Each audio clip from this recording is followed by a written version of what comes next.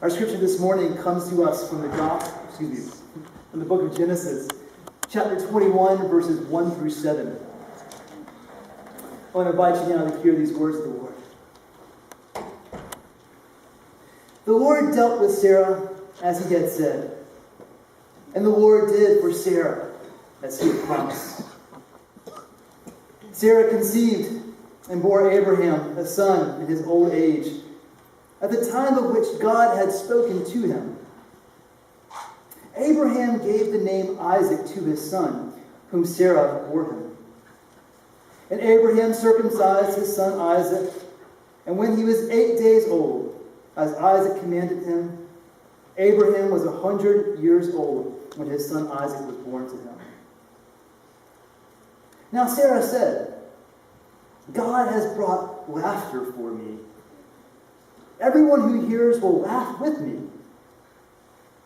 And she said, who would ever have said to Abraham that Sarah would nurse children? Yet I have borne him a son in his old age.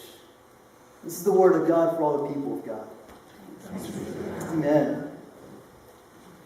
Growing up in the late 80s, when I was a kid, my father used to take me to minor league baseball games in Fayetteville, North Carolina. The purest of pure bonding experiences with your dad. And we would go to see the Fayetteville Generals. Now they were, again, a single-A baseball game, but for me it was the major leagues. I would bring my glove, and anytime a foul ball was hit to me, I'd reach out and try to grab it. I've got the best memories from those days. I have the Fayetteville Generals gear, the hats, the t-shirts, little baseball bats. I was a huge fan of the Generals. When I grew up, they later moved the Generals somewhere else, and the Generals ceased to exist in Fayetteville. And then about a year ago, they announced that a single-A baseball team was coming back to where I grew up.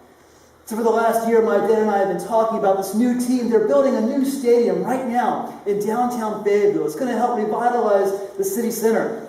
And it's right next to a Methodist church that my dad attends. And so we've been eagerly anticipating, looking toward the naming of this team, hoping that it's going to be the Generals again. The Generals it's a good name. It typifies Fayetteville, right? It's a strong name. You don't want to play the Generals, no. But this week they announced the new name of the Fayetteville team. It wasn't the Generals. It's the Woodpeckers. Fayetteville Woodpeckers. Imagine you're playing for the Houston Astros. It's bad news to know that you're going back down to the minors. I would assume it's even worse news to know that you're going back down to the Woodpeckers. One day you're playing it against the Yankees, the next day you're playing the Woodpeckers. You know, Fayetteville's got a rich history of naming things. When I heard that, I was reminded about when they were developing their new transit system. They gave this system, it's going to be really good for the community. It's going to help people get around more. It's going to be great for the city of Fayetteville. And so they decided to give it a brand new name. So they were going to call it the Fayetteville Area Rapid Transit. But there was some pushback from that when they realized that the acronym was FART. And they said, maybe we don't want people calling it that. Can you imagine the amount of jokes that would ensue if they had called it that? You ever notice how badly the transit stinks? But they switched names, of course, because they didn't want to be the subject of laughter. They didn't want to be made fun of, poked at by people like me. The avoidance of laughter, the avoidance of being laughed at, is at the heart of Sarah's narrative. And it begins when she has these three strange divine beings enter her life at an older age and say that she's going to have a child. You know, laughter is the most honest of human emotions, right? Laughter is one of humanity's easiest tells. And it's more than that. It's more than just a reaction to the presence of humor. It says what tickles your soul, right? Anne Lamott said that laughter is like carbonated holiness.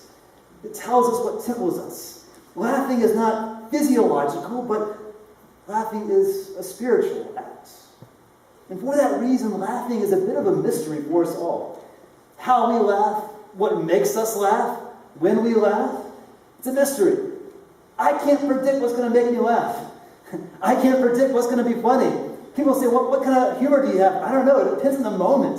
It depends on what's before me. Many of us think that maturity, people who are mature often laugh a little bit less. I disagree. I think those who are the most mature are the ones who laugh the most. Those who allow their souls to be tickled allow for a stronger connection to God's Spirit. Because I believe that laughing can be spiritual. Laughing is God's Spirit soothing our souls. And our souls want to laugh. They do. This is why so many of us laugh at the wrong time, because when you have extended periods of seriousness and silence, it feels good to kind of break that tension with laughter. It's why we also gravitate toward people who laugh a lot. Not necessarily people who are funny, but people who just laugh a lot. You like hanging around people who laugh a lot, because our souls enjoy that. Our souls feast on that. A night of gut-busting laughter will do more for you than any drug. Laughter can be medicine for mental illness. It can be medicine for physical illness. And I think our world is starving for more joy and more laughter right now. This past week was the day that we voted, and obviously earlier this week on Tuesday was there was a little bit of tension in our country, and people were going to the polls, and people were digging in and hoping for their side to win or whatever. And I had a colleague this week who went to the polls, and he was in line. And he actually stopped, and while he was in line, he stopped and he looked the other direction, and he saw a sign. James, do you have that sign? Can you reflect that? Can you pull that up there? Yeah. The sign said, "No campaign materials or clothing allowed in this polling place." He said when he saw this, it immediately broke the tension. He said, I bet whoever wrote this wants to remake that sign again. It may not have worded that the exact right way. It sounds like voter suppression to me.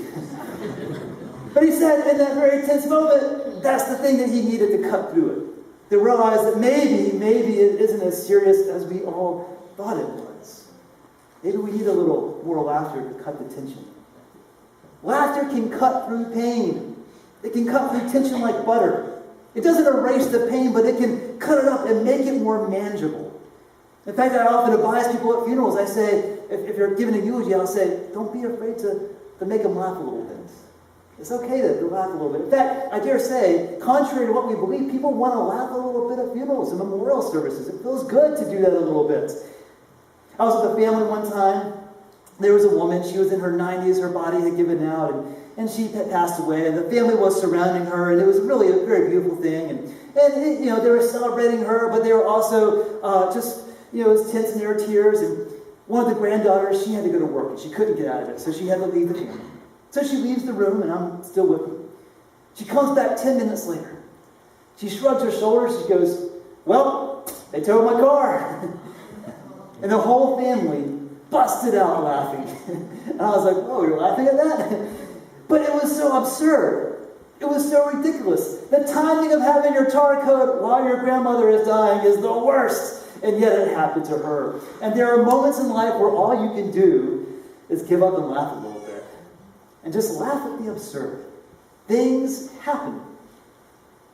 And so we have this moment with Sarah here. With the notion that she could have a child in her old age. These three divine beings, these three strangers kind of enter her life. And in the Bible, when you have three strangers or any stranger at all that makes a mysterious appearance, usually it's a divine being. In Hallmark movies, when you have a stranger who enters in, it's usually Santa. But here in the Bible, it's a divine being. And they say to Abraham, they're all going to have a baby. And what does she do? She laughs. That's ridiculous. You see how old I am. We've been trying for so many years. That's not going to happen. So she laughs. That's what she does.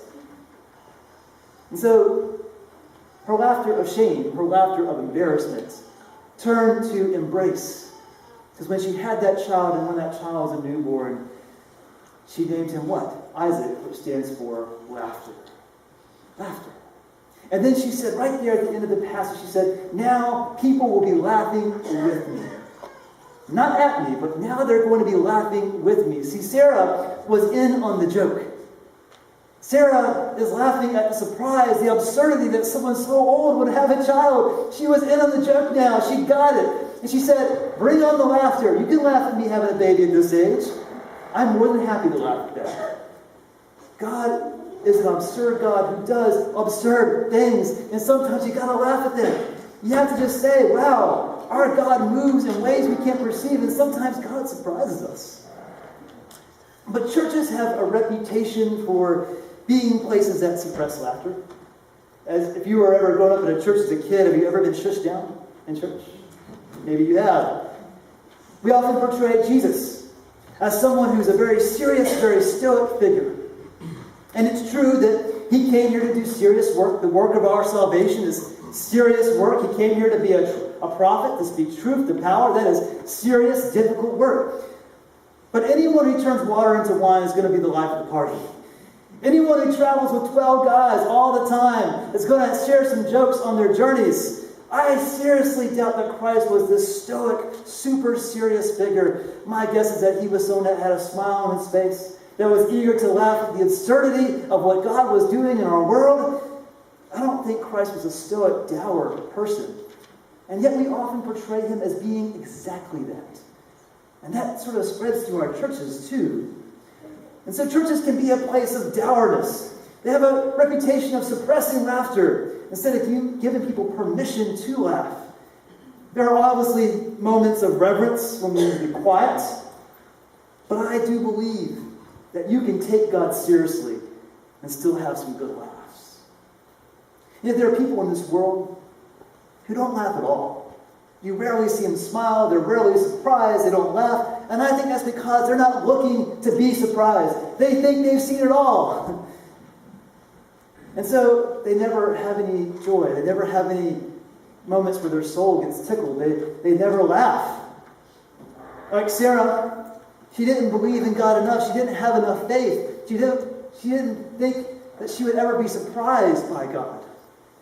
People who don't laugh, I believe, sometimes maybe aren't open to being surprised by God. They're not open to being surprised by another human being. Phyllis McGinley said that the Catholic Church, before you become a candidate to become a priest, they demand proof of joy in your life.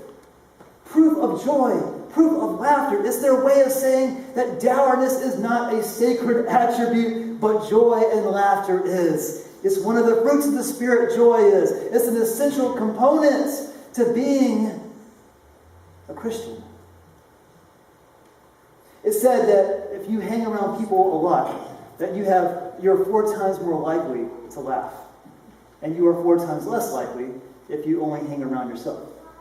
That laughter comes from other people. Finding delight in others, finding joy in others brings about laughter. I was reminded this week as I was studying this passage, I was reminded of Martin Luther. As he was in the midst of the Protestant Reformation in his older age, he was a very serious man who did serious work, but he had kind of a rough sort of fun edge to him. He would drink beer with his buddies, and he would curse, and he would, just kind of shout at people, and he was a little bit rowdy. But he had a friend who was very serious. He was more stoic. In fact, his friend was so stoic that he began to sort of live like a monk. And so Martin Luther, who was so close to him, began to poke at him a little bit. And he said, for heaven's sake, man, why don't you go out and sin a little? Sin a little. God deserves to forgive you for something. Go out and live a little, is what he said. Just sort of picking at him, prodding at him. We often do that to each other, right? Pick at each other a little bit. Prod at each other. Delight in other humans. Have you ever been surprised by something someone does, or surprised by something God does, and you look back and say, wow, God's got a real sense of humor. Admittedly, the older we get, the more our humor matures. For some of us, the older we get, the more our humor matures. And we begin to find humor in the nuances of life, the subtleties. We find humor in irony. We appreciate the little things that God is doing. For instance, my father, this is a story that just gets better with age. My father, who was also a minister, he was officiating a wedding in a small chapel. It was about this section here. It's about how many people you could fit into it.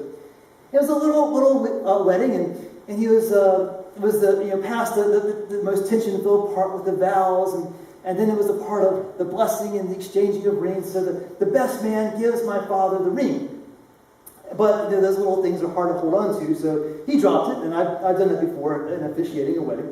But he dropped it, no big deal, you reach down, you pick it up. But when he dropped it, it went right into a vent. But worse yet, because it was a small chapel, you could hear that ring cling its way down the vent as it went. And so, instead of taking pictures after the wedding, they got out the vacuum to suck the ring out. And the bride is saying, be careful, But that listening of the clings, that was all it took that congregation to bust out laughing. Those little moments of weddings are ripe for humor. I mean, we all know weddings are ripe for humor. In fact, sometimes I think people sitting out there almost want something funny to happen. But listening just to that little sound of the clinging going down, that little sound was enough for that crowd there to just bust out laughing, to hear that ring going down. But see, that's the thing. God is moving in our lives and working in our lives in absurd and funny and ironic ways. But do you see all that? Are you open to being surprised? Do you believe that we worship an absurd God that does absurd things? Are you open to having your soul tickled a little bit? Let me ask you a question this morning. When was the last time that you have had a gut-busting laugh? When was the last time that you laughed so hard that you had to wipe away the tears from your eyes? When was the last time that you laughed so hard your face muscles began to hurt? When was the last time you laughed so hard where you had to say, quit, please, I can't stand it? When was that last time? Was it recently? Has it been a while? My guess is that for some of us, it may have been a while, right? Many of us carry heavy burdens with us every day. Many of us have responsibility that exceeds our time and our ability and even our talents. Many of us have reasons to be dour, and if you were, we would not blame you for it.